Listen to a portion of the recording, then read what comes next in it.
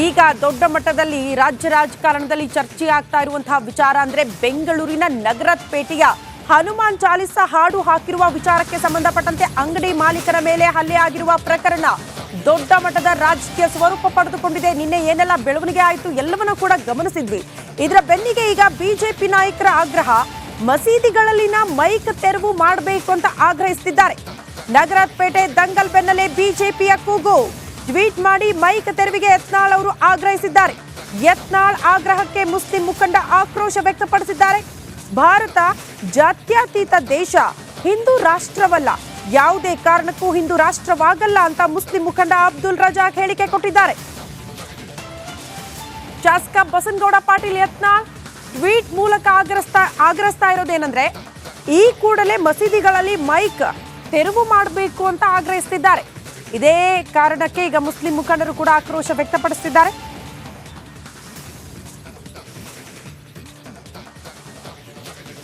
ಭಾರತ ಜಾತ್ಯತೀತ ದೇಶ, ಹಿಂದೂ ರಾಷ್ಟ್ರವಲ್ಲ, ಯಾವುದೇ ಕಾರಣಕ್ಕೂ ಹಿಂದೂ ರಾಷ್ಟ್ರವಾಗಲ್ಲ ಅಂತ ಮುಸ್ಲಿಂ ಮುಖಂಡ ಅಬ್ದುಲ್ ರಜಾಕ್ ಬಸನಗೌಡ ಪಾಟೀಲ್ ಯತ್ನಾಳ್ ಅವರ ಟ್ವೀಟ್ಗೆ ಸಂಬಂಧಪಟ್ಟಂತೆ ಆಕ್ರೋಶವನ್ನ ವ್ಯಕ್ತಪಡಿಸಿದ್ದಾರೆ. ಈ ಹೇಳಿಕೆಯನ್ನ ಕೊಟ್ಟಿದ್ದಾರೆ ರಿಪಬ್ಲಿಕ್ ಕನ್ನಡ ಜೊತೆ ಮಾತನಾಡ್ತಾ ಇದ್ದಂತ ಸಂದರ್ಭದಲ್ಲಿ. ಇದೆಲ್ಲದಕ್ಕೂ ಕೂಡ ನಗರಪೇಟೆಯ ಒಂದು ಪ್ರಕರಣ, ಹನುಮಾನ್ ಚಾಲಿಸಾ ಹಾಡು ಹಾಕಿರುವ ವಿಚಾರಕ್ಕೆ ಸಂಬಂಧಪಟ್ಟಂತೆ ಒಂದು ಗ್ಯಾಂಗ್ ಎಂಟ್ರಿ ಆಗುತ್ತೆ. ಯಾವ ರೀತಿ ಹಲ್ಲೆ ಮಾಡಿದ್ರು, ನಿನ್ನೆಲ್ಲ ಬೆಳವಣಿಗೆಗಳಾಯಿತು ಅನ್ನೋದನ್ನ ಕೂಡ ನಾವು ಗಮನಿಸಿದ್ವಿ.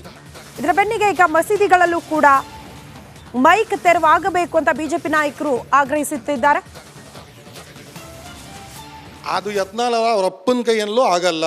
ಈ ಥರ ಮಾತಾಡಿ ಬರೀ ಗೋಡ್ಸೆ ಜಿ ಅವರು ದೇಶಭಕ್ತರು ಅಂದಿದ್ದಕ್ಕೆ ಸಾಧ್ವಿ ಪ್ರಜ್ಞಾ ಠಾಕೂರ್ಗೆ ಈ ಸಲ ಟಿಕೆಟ್ ಕೊಡಲಿಲ್ಲ ಮೋದಿಯವರು. ಈ ಥರದ ದೇಶದ್ರೋಹಿ ಹೇಳಿಕೆಗಳನ್ನು ಯಾರೂ ಸ್ವಾಗತ ಮಾಡಲ್ಲ. ನಾವು ಅದನ್ನು ಹಿಂದೂ ರಾಷ್ಟ್ರ ಮಾಡಿಬಿಡಬೇಕು, ನಾವು ಅದು ಮಾಡಿಬಿಡ್ತೀವಿ.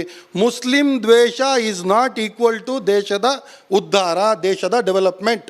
ಮುಸ್ಲಿಂ ದ್ವೇಷ ತೋರಿಸಿದ್ರೆ ನಿಮಗೆ ಟಿಕೆಟ್ ಸಿಗಲ್ಲ. ಇವತ್ತು ಬಿ ಜೆ ಪಿಯ ನಿಲುವು ನನಗೆ ತುಂಬ ಇಷ್ಟ ಆಯಿತು. ಮುಸ್ಲಿಂ ದ್ವೇಷ ತೋರಿಸಿದ್ರೆ ನಿಮಗೆ ಬಿ ಜೆ ಪಿ ಟಿಕೆಟ್ ಸಿಗುತ್ತೆ ಅಂತ ಈ ಸಂಸದರು ತಿಳ್ಕೊಂಡಿದ್ರು. ಆ ಥರ ಇಲ್ಲ. ಇವತ್ತಿನ ವಿಷಯ ಎತ್ಕೊಳ್ಳಿ, ಹನುಮಾನ್ ಚಾಲಿಸಾ ಅಂತ ಹೇಳ್ಬಿಟ್ಟು ಮೊದಲನೇದಾಗಿ ಅವರು ಹೋಗ್ಬಿಟ್ಟು ಕೊಟ್ಟಿರುವ ಸ್ಟೇಟ್ಮೆಂಟ್ ಪೊಲೀಸ್ ಸ್ಟೇಷನಲ್ಲಿ ಏನು, ನಾನು ಹಾಕಿದ ಹಾಡಿಗೆ ಸೌಂಡ್ ಜಾಸ್ತಿ ಇತ್ತು, ಸೌಂಡ್ ಕಡಿಮೆ ಮಾಡಿ ಅಂತ ಅವ್ರು ಹೇಳಿದ್ರು.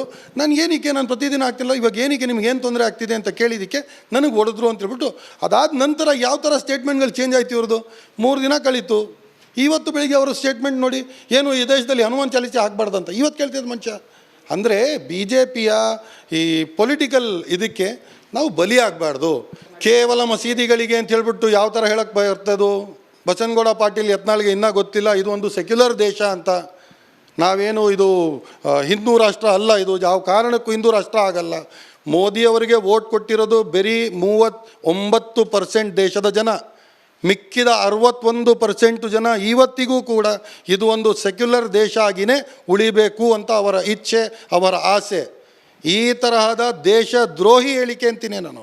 ಇದನ್ನ ಯಾವುದೇ ಒಂದು ಡೀಟೇಲ್ಸ್ ಅನ್ನ ಕೊಡ್ತಾ ಹೋಗ್ತಾರೆ ನಮ್ಮ ಪ್ರತಿನಿಧಿ ಮಾದೇಶ್. ನೇರ ಸಂಪರ್ಕದಲ್ಲಿ ಜಾಯಿನ್ ಆಗ್ತಿದ್ರೆ ಮಾದೇಶ್, ನಗರಪೇಟೆಯ ಒಂದು ಪ್ರಕರಣ ಬೇರೆ ಬೇರೆ ರೀತಿಯಲ್ಲಿ ತಿರುವು ಪಡೆದುಕೊಳ್ಳುವ ಸಾಧ್ಯತೆಗಳಿದೆಯಾ? ಸದ್ಯ ಅಲ್ಲಿನ ಪರಿಸ್ಥಿತಿಯ ಬಗ್ಗೆ, ರಾಜಕೀಯ ಸ್ವರೂಪ ಪಡೆದುಕೊಂಡು ಸದ್ಯ ಆಗ್ತಾ ಇರುವಂತಹ ಬೆಳವಣಿಗೆ ಕುರಿತು ಏನು ಡೀಟೇಲ್ಸ್ ಕೊಡ್ತೀರಿ ಮಾದೇಶ್?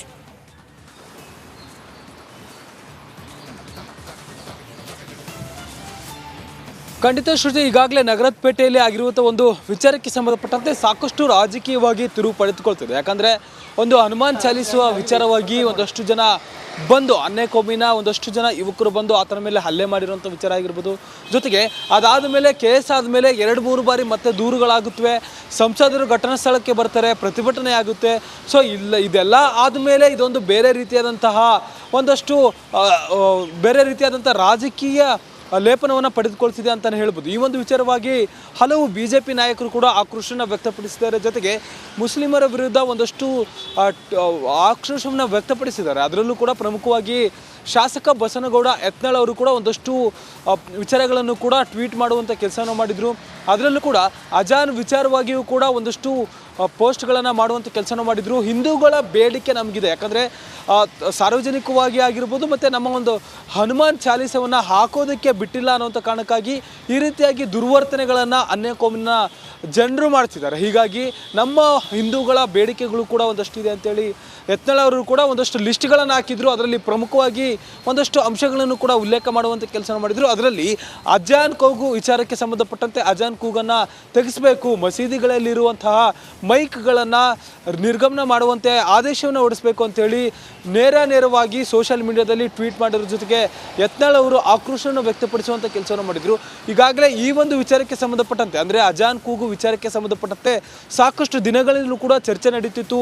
ಅದರ ಡಿಸೇಬಲ್ ಅಂದರೆ ಎಷ್ಟರ ಮಟ್ಟಿಗೆ ಆ ಒಂದು ಎಷ್ಟೊತ್ತು ಹಾಕಬೇಕು, ಜೊತೆಗೆ ಎಷ್ಟು ಆ ಲೌಡನ್ನು ಇಟ್ಟಬೇಕು ಅನ್ನೋದಕ್ಕೆ ಸಂಬಂಧಪಟ್ಟಂತೆ ಈಗಾಗಲೇ ಸಾಕಷ್ಟು ಬಾರಿ ಈ ಒಂದು ವಿಚಾರ ಕೋರ್ಟ್ನಲ್ಲೂ ಕೂಡ ಹೋಗಿ ಅದಕ್ಕೆ ಸಂಬಂಧಪಟ್ಟಂತೆ ಒಂದಷ್ಟು ಗೈಡ್ಲೈನ್ಸ್ಗಳನ್ನು ಕೂಡ ಕೊಟ್ಟಿತ್ತು.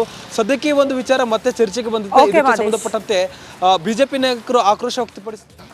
ಓಕೆ ಮಾದೇಶ್, ಧನ್ಯವಾದಗಳು ತಮ್ಮೆಲ್ಲ ಮಾಹಿತಿಗೆ.